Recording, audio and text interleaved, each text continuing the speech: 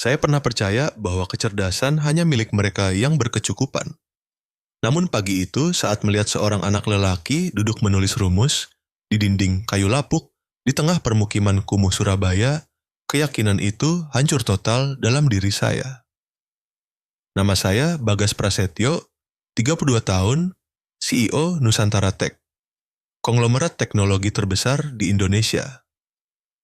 Hidup saya adalah serangkaian ambisi, kesuksesan, dan rapat-rapat panjang di antara menara kaca yang menjulang tinggi. Saya pikir saya telah memahami semua tentang manusia, sampai takdir mempertemukan saya kembali dengan Guru Dimas Ramadhani, orang yang pernah menyelamatkan saya dari masa muda yang buta, namun juga orang yang pernah saya khianati dengan kebisuan. Pagi itu, saat kabut tipis masih menyelimuti atap-atap Seng Tua, saya meninggalkan hotel di Surabaya untuk mempersiapkan Olimpiade Matematika Nasional, program yang saya dirikan untuk mencari generasi emas baru bagi sains nasional. Pers memberitakan saya sebagai pemuda pencipta pengetahuan, tetapi di lubuk hati, saya tahu betul. Saya hanya berusaha menebus kesalahan masa lalu. Ketika mobil berhenti di gang sempit tempat panitia menjadwalkan survei ke sebuah sekolah negeri yang miskin, saya melangkah keluar dan mendapati pemandangan yang mungkin takkan pernah saya lupakan. Seorang anak lelaki sekitar 12 tahun sedang menuntun sepeda tuanya, roda belakang berderit, sementara di dalam rumah kayu reot di belakangnya, seorang anak yang lebih kecil, mungkin 8 tahun, duduk di samping bingkai jendela, memegang serpihan kapur patah, menulis angka-angka rumit di dinding coklat kusam. Di bawah sinar matahari yang redup, setiap goresan tampak jelas. Kela dudulus plus YL dududul R dududu QR asbi. Sebuah rumus yang pernah saya lihat dalam disertasi milik Dimas Ramadhani.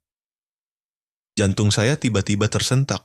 Saya tidak mungkin salah. Cara penulisan itu, struktur itu, keseimbangan antara tanda dan simbol. Persis seperti tulisan tangan guru saya di masa lalu. Saya bertanya kepada rekan yang menemani, keluarga itu siapa? Asisten menjawab, mereka keluarga Ramadhani, Pak. Sang ayah dulunya seorang insinyur, tapi dipecat dari perusahaan setelah kasus skandal pencurian hak cipta. Sekarang sakit, kedua anaknya hidup dari bantuan tetangga. Jawaban itu mengguncang batin saya. Dimas Ramadhani, nama itu. Orang yang mengajarkan saya konsep pertama tentang teknologi, orang yang percaya bahwa saya akan menggunakan pengetahuan untuk mengubah masyarakat. Dan juga dia, karena fitnah di masa lalu, telah saya palingkan. Saya berdiri membisu, menatap kedua anak itu. Si sulung, Raffi kurus, wajahnya gosong oleh matahari, sedang menyeka keringat di dahi adiknya. Sementara si bungsu, Arka, tatapan matanya luar biasa cerah, seolah memuat seluruh langit di dalamnya. Siang itu ketika saya pergi di dalam rumah itu, sebuah kisah lain dimulai. Menurut cerita tetangga yang saya tanyai, ayah mereka, Pak Dimas, terbaring di ranjang sakit. Kamar sempit, cahaya yang menembus tirai robek menyinari wajahnya yang pucat. Ayah, suara Raffi serak, tahun ini aku akan ikut Olimpiade Matematika. Jika aku menang, mereka akan memberiku beasiswa, aku bisa membelikan obat untuk ayah. Anakku, Pak Dimas membuka mata perlahan, suaranya lemah. Pergilah, tapi jangan ikut untuk membalas dendam. Ikutlah untuk membuktikan bahwa kebenaran masih ada. Saya membayangkan tatapan mantan guru saya saat mengucapkan kata-kata itu. Tatapan seseorang yang pernah dikhianati oleh seluruh dunia, tetapi masih percaya pada kejujuran. Sore harinya, di layar TV di kedai kopi tempat saya duduk, suara penyiar terdengar. Olimpiade Matematika Nasional yang disponsori oleh CEO Bagas Prasetyo resmi dibuka pendaftarannya. Tujuan mencari talenta muda untuk membangun fondasi sains Indonesia. Saya menatap cangkir kopi yang masih mengepul, menghela napas pelan. Mungkin takdir sedang mencoba mempertemukan saya dengan masa lalu. Keesokan harinya, Raffi mengayuh sepeda tuanya ke SMP Negeri 5 Surabaya untuk mendaftar. Saya juga hadir di sana sebagai sponsor. Anak lelaki itu berdiri di barisan paling belakang, kemejanya usang, matanya bersinar memegang erat lembar pendaftaran yang sudah lusuh. Saat Raffi menyerahkan berkas, Hendro, putra wakil direktur utama konglomerat saya, yang diundang sebagai peserta kehormatan, tertawa sinis. Kamu juga mau ikut olimpiade? Anak seorang pencuri karya menuntut ikut lomba matematika? Rombongan teman-teman kaya di belakangnya ikut tertawa. Raffi menggigit bibir, tidak menjawab. Namun dari belakang, Arka, anak 8 tahun, melangkah keluar, tangannya masih memegang kapur kecil, suaranya jelas dan tenang. Ayah saya tidak mencuri. Suatu hari nanti, saya dan abang saya akan membuktikannya dengan matematika. Kalimat itu bergema di tengah halaman sekolah seperti pisau yang membelah udara. Saya berdiri di sana, di tengah keramaian tidak ada yang tahu saya adalah CEO. Hanya saya, yang diam-diam mengamati. Tatapan mata Arka saat itu membuat hati saya nyeri. Itu jernih, namun keras, membawa jenis keyakinan yang telah lama hilang dari orang dewasa. Hendro tertawa menghina. Matematika? Anak 8 tahun yang bahkan belum tamat SD berani bicara tentang matematika? Saya tidak perlu menghabiskan semua buku. Arka berkata pelan namun tegas, karena saya melihat angka dengan mata saya sendiri. Saya tidak tahu mengapa, tetapi pada saat itu, saya mempercayai anak lelaki itu. Mungkin karena cahaya di matanya begitu mirip dengan cahaya guru yang pernah saya khianati. Ketika pendaftaran usai, saya berjalan ke halaman belakang sekolah. Dari kejauhan, saya melihat Raffi membantu adiknya naik ke sepeda.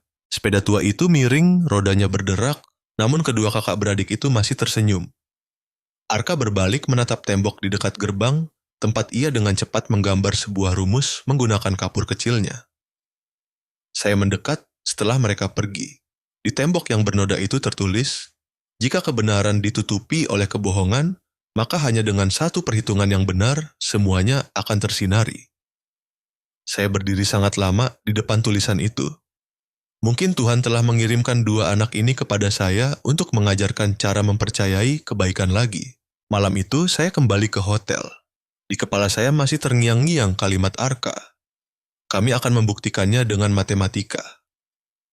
Saya membuka laptop, melihat kembali daftar pendaftaran, tangan saya tanpa sadar mengetik di kolom pencarian Raffi Ramadhani. Nama anak itu berada di urutan terakhir dalam daftar peserta, di samping catatan, keluarga miskin tanpa wali sponsor. Saya tidak tahu apakah saya gemetar karena terharu atau menyesal. Yang saya tahu hanyalah air mata pertama setelah bertahun-tahun jatuh membasahi keyboard. Mungkin ini adalah awal dari perjalanan yang harus saya lalui untuk menebus kesalahan saya, bukan dengan kekuasaan, melainkan dengan percaya pada seorang anak yang lahir dalam kemiskinan tetapi membawa kecerdasan yang pernah dilupakan dunia. Jika Anda pernah melihat seorang anak menulis impiannya di dinding kayu tua, alih-alih di atas kertas putih, dan masih percaya bahwa kecerdasan dapat lahir dari tempat yang paling gelap, silakan tinggalkan komentar I. Karena mungkin, seperti saya, Anda juga sedang menyaksikan awal dari sebuah keajaiban. Saya pernah berkata kepada guru, hanya satu langkah lagi kita akan mengubah seluruh pendidikan Indonesia. Namun, langkah itu adalah awal dari pengkhianatan saya. 5 tahun lalu, saya dan Guru Dimas Ramadhani bersama-sama mendirikan Nusantara Tech, sebuah startup kecil di rumah sewaan di tengah Jakarta. Kami bermimpi tentang sebuah proyek yang dapat mendekatkan anak-anak miskin pada pengetahuan, sebuah chip AI edukasi yang mampu merekam kebiasaan belajar dan menyesuaikan pelajaran untuk setiap anak. Guru menyebutnya cahaya dari pengetahuan. Saya ingat betul hari itu, guru menaruh tangannya di bahu saya, berkata dengan suara tenang, "Bagas, suatu hari nanti, kamu akan memimpin proyek ini, tapi ingat, sejauh apapun kamu melangkah, pegang satu hal di hatimu, jangan lupakan alasan kita memulai." Saya mengangguk. tanpa tahu bahwa saya sendiri yang akan melupakan hal itu paling cepat. Ketika Nusantara Tech mulai menarik investasi, korporasi besar berdatangan. Di antaranya ada Pak Surya, wakil direktur, ayah dari Hendro, seorang yang kaya dan penuh tipu daya.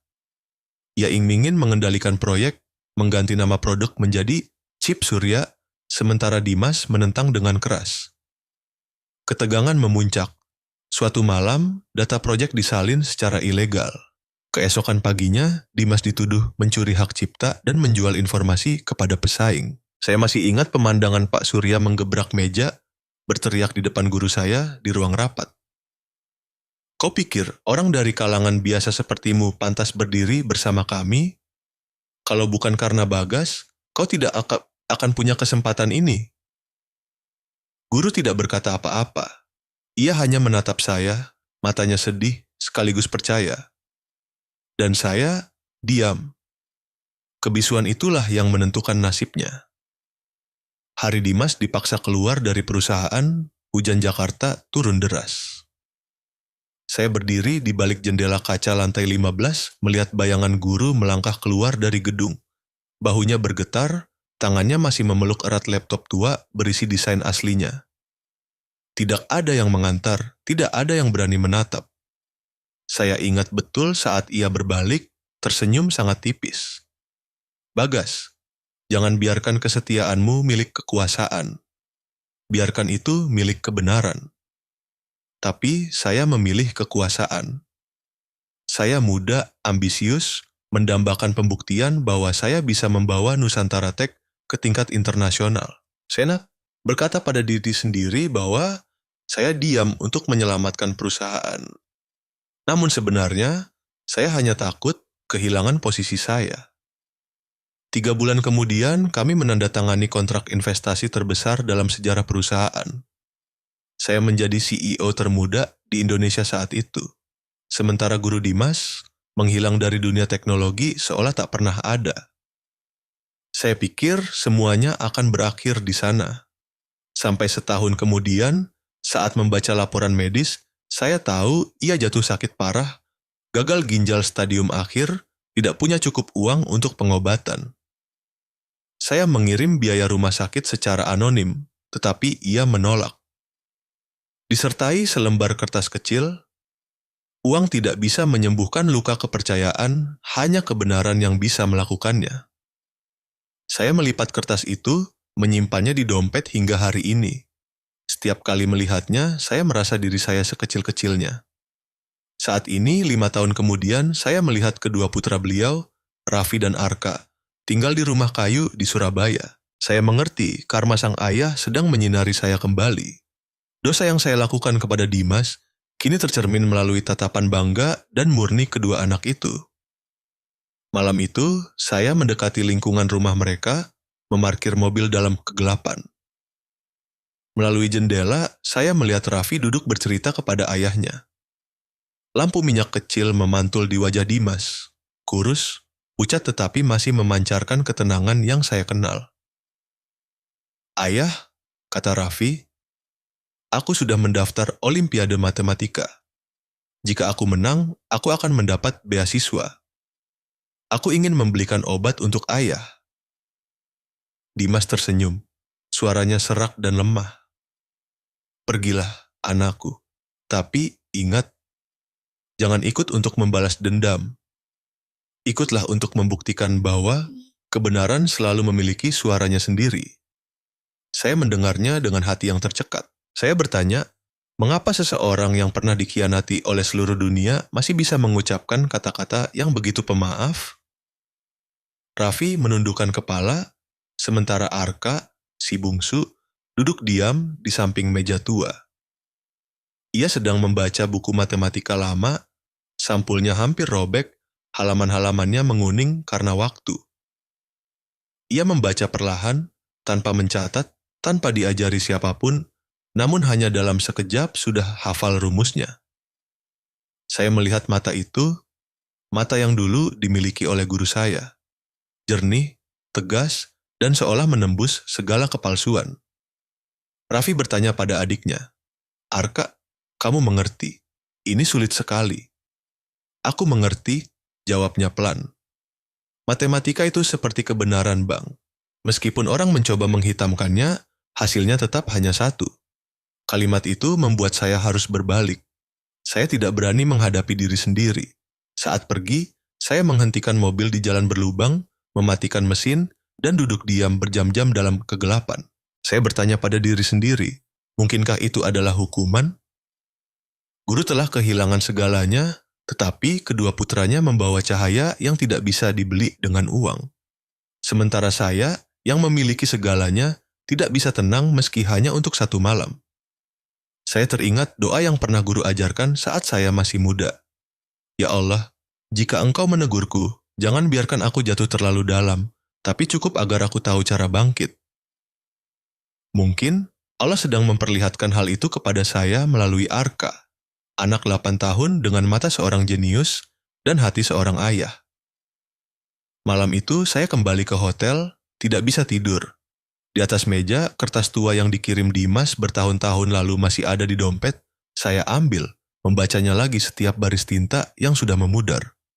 Saya menyadari, saya belum pernah meminta maaf. Saya belum pernah berani menghadapi. Di luar, suara hujan mulai turun, persis seperti malam saat Dimas meninggalkan perusahaan. Saya menatap keluar jendela, berbisik, "Guru, jika Allah memberi saya satu kesempatan lagi, saya akan memperbaikinya semua. Meskipun terlambat, saya tetap ingin mengucapkan maaf." Dan saya sama sekali tidak tahu bahwa malam itu juga, di rumah kayu kecil, Arka juga sedang duduk di samping jendela, menggambar rumus barunya di dinding. Rumus yang besok akan membuat seluruh negeri menoleh. Seorang anak sedang menuliskan jalan pemulihan kehormatan bagi ayahnya. Dan saya, yang pernah menjadi penyebab rasa sakit itu, sebentar lagi akan menjadi saksi keajaiban yang pernah saya tolak. Jika Anda adalah Anda, di antara batas satu sisi adalah orang yang Anda cintai, dan sisi lain adalah kebenaran yang Anda tahu benar, apa yang akan Anda pilih? Silakan komentar. 1. Jika Anda percaya bahwa kebenaran harus dipertahankan meskipun harus mengorbankan segalanya.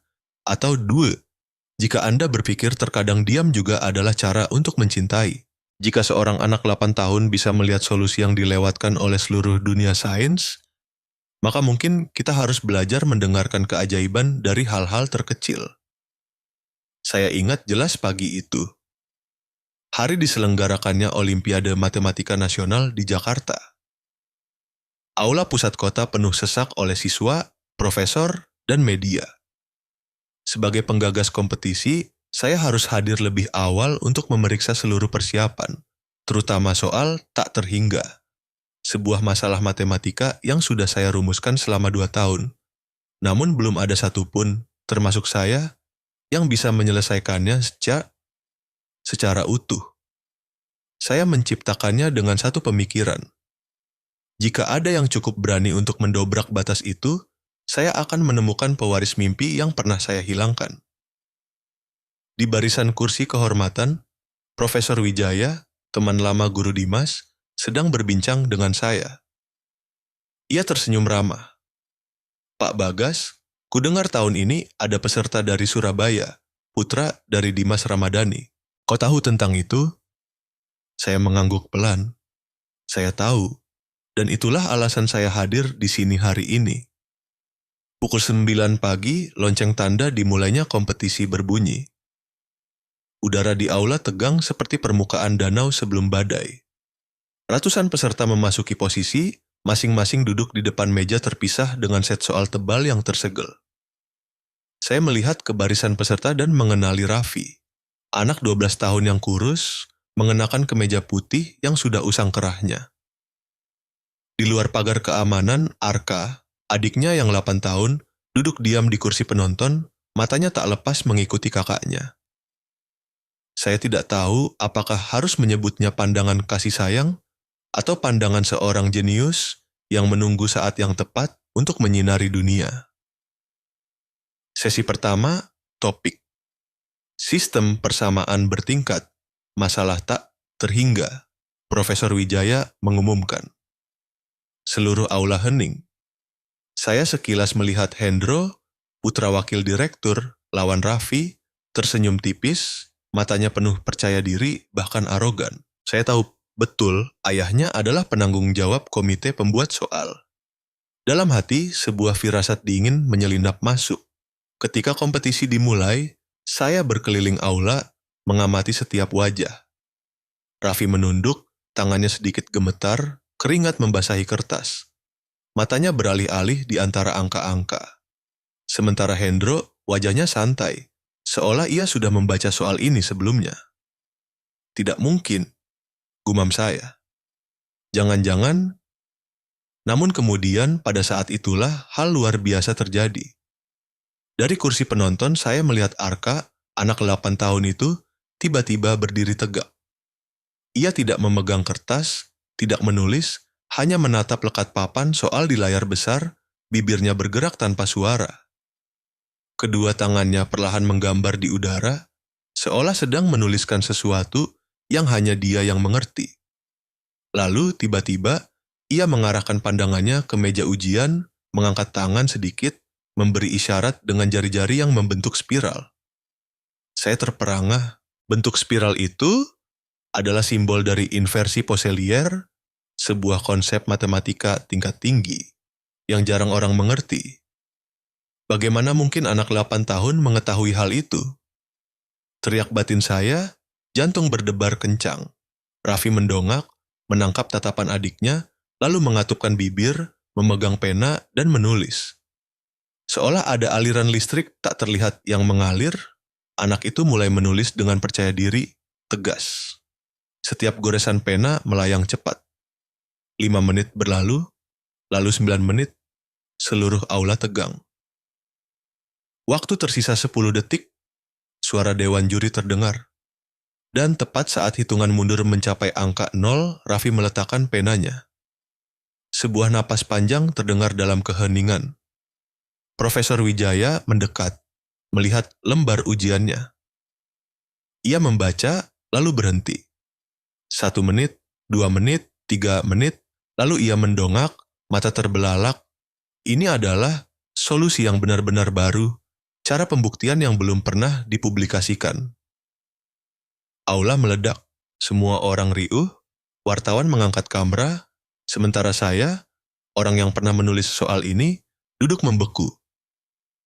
Tidak mungkin, kata saya dalam hati. Bahkan saya belum menemukan arah itu. Profesor Wijaya bertanya, Raffi, siapa yang mengajarkanmu cara penyelesaian ini? Anak itu mendongak, suaranya kecil namun jelas. Saya tidak berani mengatakan saya yang memikirkannya. Yang mengajari saya adalah adik saya, Arka Ramadhani. Ia baru berusia 8 tahun. Saya tidak tahu kapan kebisingan di sekitar menghilang. Ruangan itu seolah hanya menggema 2 kata, 8 tahun. Semua orang menoleh ke barisan penonton, tempat Arka duduk diam. Anak itu menundukkan kepala, kedua tangan kecilnya menggenggam erat kapur putih. Saya merasakan aliran listrik menjalar di tulang belakang saya. Bukan hanya karena keterkejutan, tetapi karena pada saat itu, saya menyadari, anak itu adalah jawaban yang dikirimkan takdir untuk saya. Ketika hasil diumumkan, aula pecah. Raffi meraih nilai sempurna, memecahkan rekor waktu dengan 9 menit 55 detik. Tercepat dalam sejarah kompetisi. Hendro tercengang, wajahnya pucat pasi. Mereka yang pernah menertawakan anak pencuri karya kini hanya bisa menundukkan kepala dalam kebisuan. Saya berdiri menatap Arka. Ia masih duduk diam, tatapannya sebening air. Dalam sekejap itu saya teringat kembali kisah di masa lalu dengan guru Dimas. Ia pernah berkata, pengetahuan tidak lahir dari ijazah, melainkan dari keyakinan bahwa kebenaran tetap ada, meskipun seseorang sengaja menguburnya. Sekarang, kebenaran itu hidup kembali di depan mata saya, melalui rupa seorang anak yang lebih muda dari anak saya. Ketika upacara selesai, saya menemui kedua kakak beradik itu. Raffi memberi salam hormat, sementara Arka hanya menatap saya, tidak berbicara. Saya membungkuk dan bertanya, "Mengapa kamu tahu cara menyelesaikannya?" Ia menjawab, suaranya selembut angin. "Karena saya melihatnya di kepala saya. Angka bukan untuk dihitung, melainkan untuk melihat keseimbangan." Saya terdiam. Seorang anak berbicara tentang keseimbangan seolah sedang berbicara tentang dunia. Mungkin bagi siapapun yang masih meragukan keberadaan takdir, sebaiknya mencari kisah lain di kanal ini, di mana Anda akan mengerti bahwa terkadang Tuhan mempertemukan kita dengan seseorang hanya untuk mengingatkan, keajaiban masih ada. Saya melihat Arka melangkah pergi, menggandeng tangan kakaknya di tengah keramaian. Bahunya kecil namun kokoh, seolah memikul sebuah misi yang ia sendiri belum tahu sepenuhnya. Malam itu, ketika kembali ke kantor, saya duduk sendirian di ruang kaca yang luas. Di layar, salinan soal ujian terpampang bersama solusi baru dari Raffi. Saya membaca setiap baris dan menyadari itu adalah bagian yang hilang dari penelitian guru Dimas di masa lalu.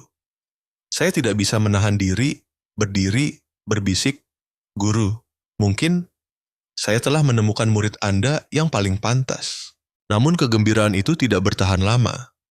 Keesokan paginya, saya menerima telepon dari komite pengawas. "Pak, ada laporan bahwa Raffi curang. Ada yang bilang dia mendapat bocoran soal." Saya terperangah. Siapa yang tega melakukan ini? Saya belum sempat berkata apa-apa, pihak seberang melanjutkan. Yang menuduh adalah Pak Surya, wakil direktur, ayah dari Hendro. Tenggorokan saya tercekat. Saya mengerti perang kebenaran baru saja dimulai. Setelah pengumuman hasil, saya pikir semuanya akan berakhir dengan sukacita kemenangan.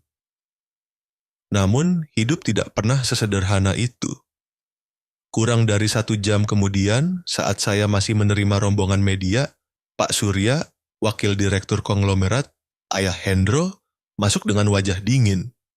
Di belakangnya ada beberapa orang dari komite pengawas dan perwakilan media besar.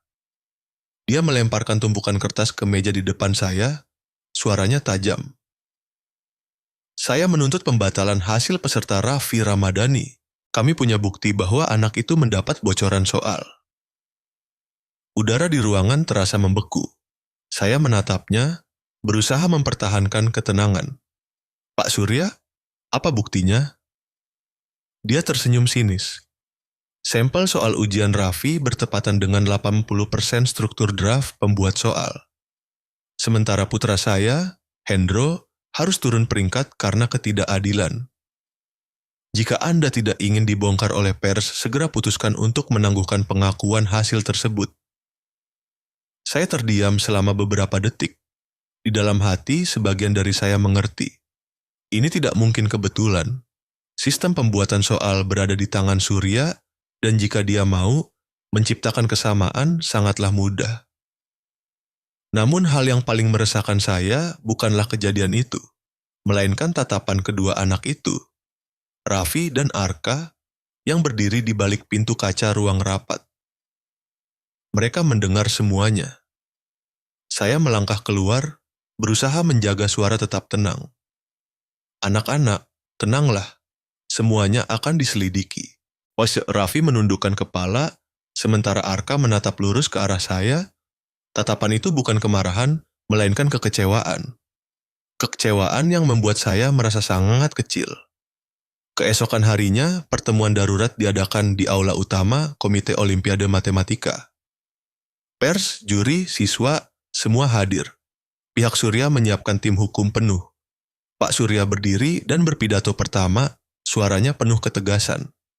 "Kami tidak ingin merendahkan siapapun, tetapi bukti menunjukkan bahwa anak bernama Raffi telah curang. Dan sesuai peraturan, ia tidak layak menerima penghargaan." Bisikan-bisikan terdengar di mana-mana. Saya mengamati Arka, anak itu duduk di samping kakaknya, kedua tangan kecilnya saling menggenggam erat, wajahnya tetap tenang. Lalu tiba-tiba, ia berdiri meminta mikrofon. "Bolehkah saya berbicara sebentar?" Suaranya terdengar, jernih dan mantap. Tidak ada yang menolak, karena semua orang penasaran. Arka maju ke podium, matanya lurus ke arah para profesor. Nama saya Arka Ramadhani, adik dari Bang Raffi. Saya ingin membuktikan bahwa yang curang bukan abang saya. Tawa sinis terdengar dari barisan kelompok Surya, tetapi Arka tidak gentar. Ia membuka laptop lamanya, memproyeksikannya ke layar besar. Ini adalah kode soal yang sebenarnya, dan ini adalah template sistem pembuat soal, katanya, tangannya bergerak secepat angin di keyboard. Jika Bapak Ibu perhatikan, dalam bagian kode permutasi rangkaian angka soal, ada kesalahan pengulangan. Pengulangan 2 angka 7 berturut-turut. Kesalahan ini hanya muncul ketika seseorang mengubahnya secara manual. Dan kesalahan ini hanya ada di soal Hendro. Aula gempar. Dia melanjutkan, suaranya semakin yakin. Jika sistem membuatnya secara acak, rangkaian angka akan mengikuti aturan Fibonacci. Yang berarti tidak mungkin ada dua nilai berurutan yang sama. Dengan kata lain, orang yang membuat soal untuk Hendro telah secara manual mengaturnya agar dia diuntungkan. Profesor Wijaya, pengawas teknis, berdiri tegak, mendekat untuk memeriksa ulang data. Hanya beberapa menit kemudian, ia kembali, matanya terkejut. Anak ini benar, memang ada kesalahan pengulangan. Dan yang perlu dikatakan adalah, data ini tidak dapat diganggu-gugat dari luar, kecuali oleh orang yang memiliki akses ke sistem. Semua pandangan tertuju pada satu orang, Surya. Wajahnya pucat pasi. Tidak mungkin, anak ini mengarang. Itu hanya kebetulan. Arka mendongak, tenang hingga terasa dingin. Jika hanya kebetulan, mengapa Bang Raffi tidak memiliki kesalahan itu di soalnya? Keheningan yang panjang. Saya berdiri, suara saya lambat tetapi tegas. Pak Surya, saya bertanya lagi. Siapa yang bertanggung jawab atas pengawasan akhir pembuatan soal tahun ini? Dia menelan ludah, tidak menjawab. Saya melanjutkan. Menurut arsip, itu adalah Anda. Aula hening senyap. Lampu flash terus berkedip. Saya menatap lurus ke arahnya, setiap kata terucap jelas. Saya tidak bisa melindungi sistem yang dimanipulasi. Dan saya semakin tidak bisa membiarkan anak berusia 8 tahun berdiri untuk mengatakan kebenaran bagi orang dewasa. Tepuk tangan bergemuruh. Profesor Wijaya secara resmi mengumumkan.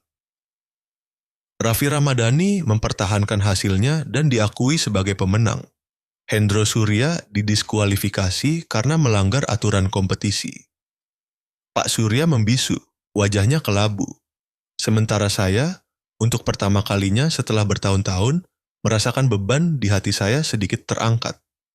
Saya melangkah ke podium, melihat kedua kakak beradik itu berdiri bergandengan tangan. Saya minta maaf, kata saya di hadapan seluruh hadirin. Karena membiarkan kalian mengalami ketidakadilan yang seharusnya dicegah oleh orang dewasa sejak awal. Saya berjanji mulai sekarang, setiap kompetisi Nusantara Tech akan diawasi oleh orang-orang yang paling jujur. Dan saya ingin Arka menjadi penasihat kehormatan untuk program sains anak-anak. Seluruh aula berdiri, bertepuk tangan tanpa henti. Arka menundukkan kepala, tersenyum kecil, senyum yang saya tahu, mengandung cahaya jiwa yang baik hati dan kuat. Malam itu, saya pergi ke rumah sakit tempat Dimas Ramadhani dirawat. Kamar sederhana, bau disinfektan samar-samar. Dia terbaring di sana, kurus tetapi tatapannya masih bersinar seperti dulu. Saya mendekat, suara saya bergetar. Guru, saya diam ketika seharusnya saya berbicara. Saya minta maaf. Dia tersenyum, suaranya lemah namun hangat. Kau tidak berutang padaku, kau hanya berutang pada kebenaran. Lindungilah itu, Bagas. Jangan biarkan seorang anak yang harus melakukannya menggantikanmu. Saya menundukkan kepala, air mata jatuh diam-diam. Untuk pertama kalinya setelah bertahun-tahun, saya merasa hati saya dibersihkan. Saat saya berjalan keluar ke koridor rumah sakit, lampu neon memantul di kaca, memantulkan wajah saya. Lelah, tetapi lega. Di kejauhan, dua bayangan kecil Raffi dan Arka berlari mendekat. Arka memegang selembar kertas terlipat 2, memberikannya kepada saya. Om Bagas, Ini rumus yang kupikirkan saat menonton ujian. Saya pikir ini bisa membantu banyak teman lain belajar lebih mudah. Saya membukanya, melihat simbol-simbol rumit namun penuh logika. Di sudut kertas, ia menulis sebuah kalimat kecil. Matematika hanyalah cara lain untuk berbicara tentang kejujuran. Saya memegang kertas itu di tangan, hati saya dipenuhi emosi yang tak terlukiskan. Mungkin cahaya yang saya cari selama bertahun-tahun ini tidak terletak di menara kaca, tetapi di mata anak itu. Orang bilang kecerdasan tidak memiliki batas. Tapi hari itu, di antara ribuan mata di Tokyo, saya sadar ada kecerdasan yang membawa jiwa Indonesia, rendah hati, teguh, dan menerangi jiwa-jiwa yang pernah tersesat seperti saya. Sebulan setelah skandal itu terungkap, nama Arka Ramadhani menyebar luas di media nasional dan internasional. Pers menyebutnya the 8-year-old boy with the brain of 360 IQ. Anak 88 tahun dengan otak IQ 360. Artikel-artikel dengan judul gemilang seperti anak miskin mengguncang dunia matematika, dari rumah kayu ke panggung internasional muncul bertebaran. Saya ingat saat Arka datang ke kantor Nusantara Tech untuk pertama kalinya setelah upacara penghargaan nasional. Ia masuk di tengah karyawan yang berpakaian rapi, tangannya masih memegang ransel tua yang usang. Tidak sombong, tidak takut, hanya tatapan yang tenang luar biasa. Om Bagas, katanya lembut, orang bilang kecerdasan adalah anugerah. Tapi menurutku, jika tidak digunakan untuk membantu seseorang, anugerah itu akan menjadi beban. Saya tidak langsung menjawab. Saya hanya mengangguk. Karena terkadang orang dewasa perlu diam untuk mendengarkan seorang anak mengingatkan tentang hal yang paling penting. Ketika berita Arka terpilih mewakili Indonesia di Olimpiade Matematika Dunia di Tokyo diumumkan, seluruh negeri bersorak. Ribuan ucapan selamat membanjiri media sosial. Saluran TV internasional mengirim surat undangan wawancara. Tetapi bagi saya, hal yang paling menyentuh adalah ketika Raffi, kakak berusia 12 tahun, menggenggam erat tangan saya dan berkata, Om Bagas, dia belum pernah naik pesawat. Dia agak takut ketinggian. Saya tersenyum tipis. Raffi, jangan khawatir. Kecerdasannya akan membawanya terbang lebih jauh dari sayap manapun. Hari keberangkatan, saya mengantar kedua kakak beradik itu di Bandara Soekarno-Hatta. Arka mengenakan ransel, memeluk erat buku catatan matematika lama ayahnya. Sampulnya retak, tetapi ia menjaganya seperti harta karun. Ayahnya, Pak Dimas, karena sakit parah, tidak bisa ikut. Saya melihat di mata guru, orang yang pernah dikhianati karena saya, sebuah keyakinan mendalam yang saya sendiri belum pernah miliki keberanian untuk mempercayai diri sendiri. Bagas, katanya pelan, anak itu akan melakukan apa yang belum sempat kita lakukan. Apa maksud guru? Mengembalikan kehormatan bagi Indonesia. 3 hari kemudian kompetisi dimulai di Tokyo. Saya tidak bisa ikut karena pekerjaan, tetapi saya menyisihkan seluruh jadwal kerja saya untuk menonton langsung melalui siaran satelit. Aula tempat berlangsungnya babak final terang benderang.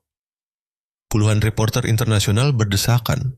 Di barisan depan adalah perwakilan dari Amerika, Jepang, Jerman.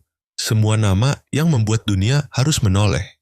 Dan di tengah mereka, seorang anak Indonesia kecil, kemeja putih sederhana, rambut hitam lembut, sedikit berantakan, tatapan mata setenang permukaan danau di pagi hari. Profesor Jepang, ketua dewan pembuat soal, berdiri dan memperkenalkan. Babak final tahun ini bertema konjektur Poincaré, sebuah masalah yang pernah membuat pusing para matematikawan dunia selama 1 abad penuh. Seluruh hadirin gempar. Banyak peserta dewasa bahkan menggelengkan kepala. Saya duduk di kantor di Jakarta, kedua tangan saling menggenggam erat. Mungkinkah seorang anak 8 tahun? Waktu ujian dimulai. Di layar besar, saya melihat Arka mendongak menatap papan, matanya bersinar seperti bintang kecil. Ia tidak mencatat terburu-buru, tidak panik. Ia diam-diam menutup mata, seolah sedang berbicara dengan angka-angka. 10 menit berlalu tanpa suara. Lalu tiba-tiba Arka menunduk, mulai menulis. Tangannya bergerak begitu cepat hingga kamera televisi harus melakukan slow motion. Setiap baris tulisan muncul seperti tarian logika absolut. Simbol-simbol terus berangkai. Dari hipotesis hingga pembuktian. Sebuah diagram bola perlahan muncul. Arka menandainya dengan kalimat, teorema eksistensi ruang tertutup, pembuktian sempurna. Profesor Amerika yang duduk sebagai juri mengerutkan kening, mendekat, membaca cepat setiap baris. Lalu ia berseru, hampir tidak percaya pada matanya. Ya Tuhan, ini adalah solusi yang kita tidak pernah terpikirkan. Seluruh aula meledak dalam tepuk tangan, kamera menyorot ke seluruh ruangan, berhenti pada wajah kecil yang tersenyum rendah hati. Layar di depan saya menunjukkan jam, 10 menit, 07 detik. Dia telah menyelesaikan masalah yang butuh 100 tahun bagi umat manusia hanya untuk menemukan arah pertama. Saya berdiri, air mata tidak tertahankan. Bukan hanya kebanggaan, itu adalah perasaan menyaksikan keadilan takdir. Setelah pengumuman hasil, Arka memenangkan medali emas mutlak. Bendera Indonesia berkibar di tengah Tokyo, lagu kebangsaan berkumandang, dan saya, seseorang yang pernah mencoreng kehormatan bangsa dengan kebisuan, kini bisa menangis karena dua kata sederhana, bangga. Reporter internasional mengerumuni, bertanya kepada anak itu, Arka, bagaimana perasaanmu menjadi pemenang termuda dalam sejarah Olimpiade Matematika? Dia tersenyum, melihat ke arah kamera. Matematika bukan hanya untuk menang, tetapi untuk menerangi jalan bagi mereka yang tersesat dalam kegelapan. Saya duduk diam menatap layar. Seorang anak mengucapkan hal yang orang dewasa kejar seumur hidup, namun belum sepenuhnya mengerti. Anak itu tidak datang untuk menang. Ia datang untuk memperbaiki keyakinan dunia tentang keadilan, tentang kemanusiaan, tentang Indonesia. Ketika rombongan kembali, saya secara pribadi menjemput di bandara. Pintu kaca terbuka, Arka muncul di tengah karangan bunga dan flash kamera.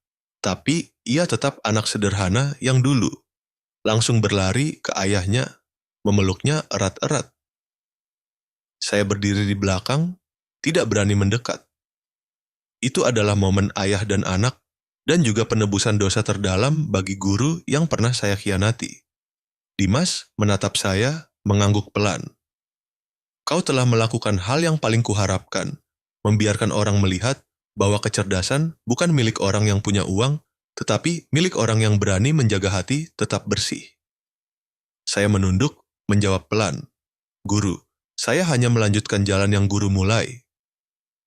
Dia tersenyum, melihat ke langit sore Jakarta, sinar matahari terakhir jatuh ke rambutnya yang beruban, berkilauan.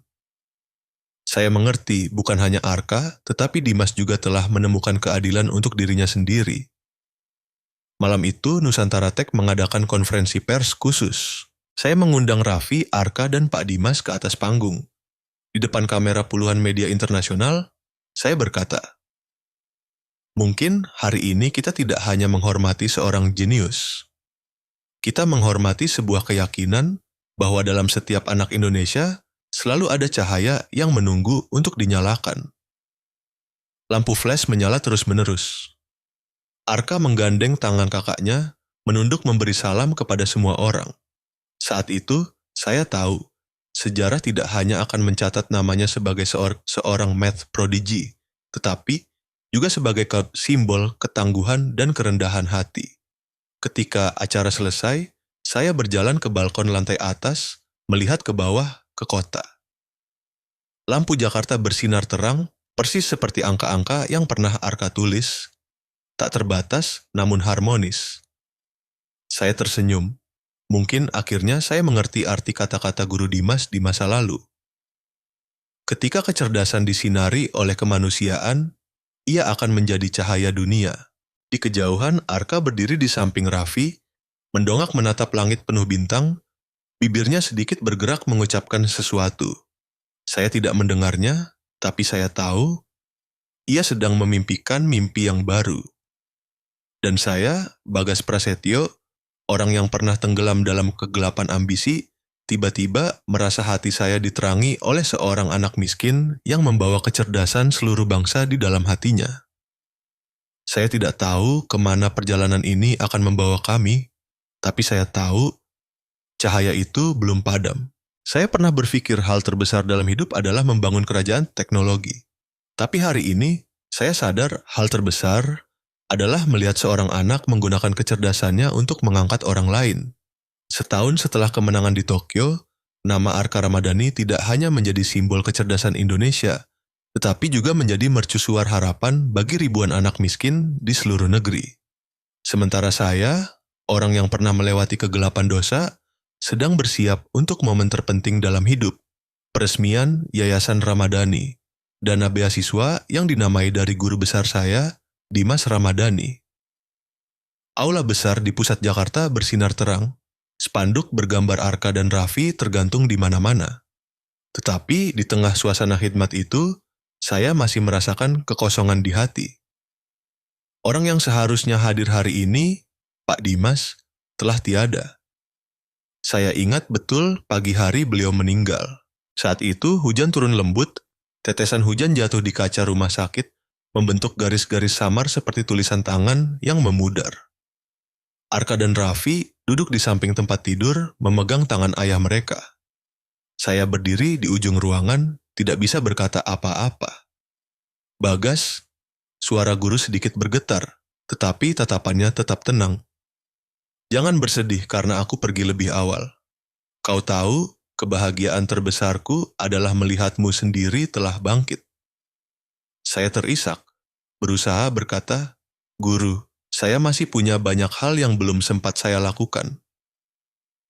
Guru tersenyum, senyum yang begitu ramah hingga membuat saya sakit. Kau hanya perlu melakukan satu hal, ubahlah rasa sakit menjadi pengetahuan. Jangan biarkan generasi berikutnya melewati luka yang sama yang pernah kita alami.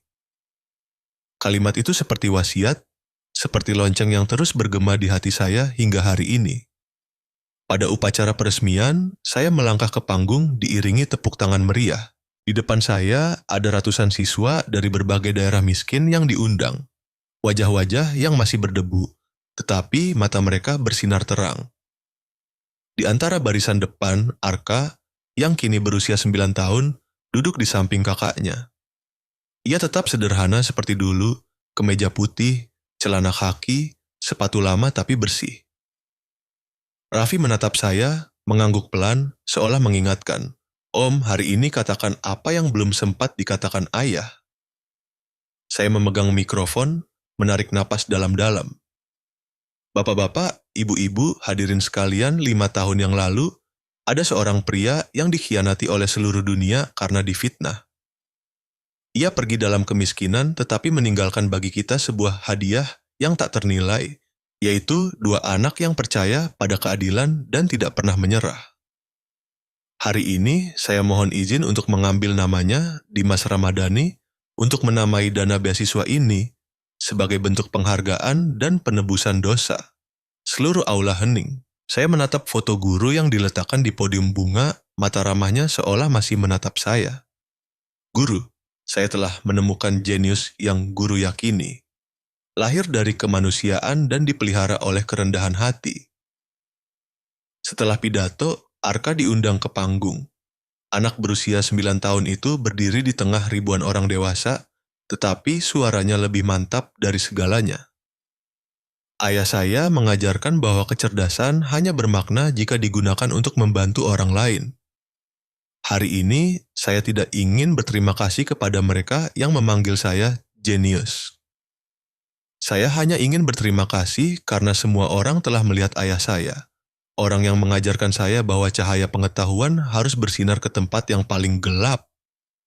Saya melihat beberapa orang meneteskan air mata. Bukan karena kasihan, tetapi karena diingatkan tentang hal yang pernah dilupakan semua orang. Kekuatan kemanusiaan dan kebaikan. Setelah peresmian, saya membawa Arka dan Raffi ke sebuah sekolah kecil di pinggiran kota. Tempat kami berencana membuka kelas pertama yayasan. Ruangan itu hanya memiliki beberapa meja tua, papan tulis hitam, dan sekotak kapur putih.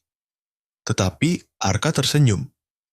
Menurut saya, hanya perlu papan tulis dan orang-orang yang ingin belajar, itu sudah cukup. Ia mengambil kapur, melangkah ke papan tulis. Di luar, anak-anak jalanan berkumpulnya di depan jendela, penasaran melihat ke dalam. Arka berbalik mengundang. Ayo masuk teman-teman. Hari ini, saya akan mengajarkan satu soal yang mudah saja. Soal tentang kesabaran. Saya berdiri di belakang, diam-diam melihat pemandangan itu. Tidak ada lagi sorotan, tidak ada lagi kamera. Hanya seorang anak lelaki yang mengajarkan anak-anak lain menulis angka pertama dalam hidup mereka. Setiap goresan kapur berdecit pelan di papan tulis. Setiap wajah kecil menyimak dengan penuh perhatian.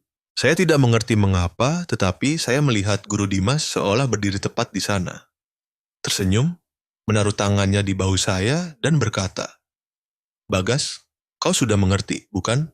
Sabar dan syukur, kesabaran dan rasa syukur, itulah akar dari kecerdasan." Malam itu saya kembali sendirian ke kantor Nusantara Tech. Di meja, foto Guru Dimas masih di tempat yang sama. Di sampingnya adalah rencana beasiswa yang baru saja ditandatangani. Saya menyalakan lampu, cahaya lembut memantul di buku catatan Arka. Di dalamnya ia menulis kalimat, "Pengetahuan hanya benar-benar ada ketika dibagikan." Saya tersenyum. Setahun yang lalu, saya adalah seseorang yang membawa beban dosa di hati. Dan hari ini, saya tahu saya telah menemukan jalan untuk menebusnya, dengan menanamkan kembali keyakinan yang pernah saya hilangkan. Minggu berikutnya, kelas gratis pertama Yayasan Ramadhani resmi dibuka. Pers tidak lagi membahas IQ 360 atau rekor dunia. Orang-orang hanya berbicara tentang seorang anak lelaki yang berdiri di tengah halaman sekolah, memegang kapur kecil, mengajarkan anak-anak buruh menulis angka pertama, dan selalu memulai pelajaran dengan kalimat, "Hari ini kita akan belajar dua hal sebelum belajar matematika, sabar dan syukur." Di papan tulis, ia menulis dengan rapi dengan tulisan tangan yang familiar. Sabar dan syukur, kesabaran dan rasa syukur adalah akar dari kecerdasan. Anak-anak bertepuk tangan, sementara saya berdiri di sudut kelas, menunduk pelan. Saya mengerti perjalanan saya telah berakhir di sini, bukan dengan kekuasaan, bukan dengan perusahaan, tetapi dengan cahaya yang ditanamkan oleh seorang guru dan dua anak di hati saya. Seseorang bertanya kepada saya setelah upacara, "Pak Bagas, menurut Anda, Arka akan menjadi apa di masa depan?" Saya menjawab, tersenyum tipis, "Saya tidak tahu, mungkin seorang ilmuwan, mungkin hanya seorang guru sederhana, tapi saya yakin kemanapun dia pergi, tempat itu akan bersinar." Malam itu, saat meninggalkan sekolah kecil, saya menoleh untuk terakhir kalinya. Dalam cahaya lampu kuning, Arka masih berdiri di samping papan tulis, terus mengajar anak-anak yang belum mau pulang. Tawa-tawa terdengar berpadu dengan suara kapur menyentuh papan. Suara sederhana namun membuat hati saya hangat luar biasa. Saya berbisik pada diri sendiri, "Terima kasih guru, karena telah mengajariku bahwa kecerdasan tidak terletak di kepala, melainkan di hati." Langit Jakarta malam itu luar biasa jernih. Saya mendongak, melihat bintang-bintang seolah sedang tersenyum. Dan jauh di lubuk hati, saya tahu era baru kemanusiaan baru saja dimulai.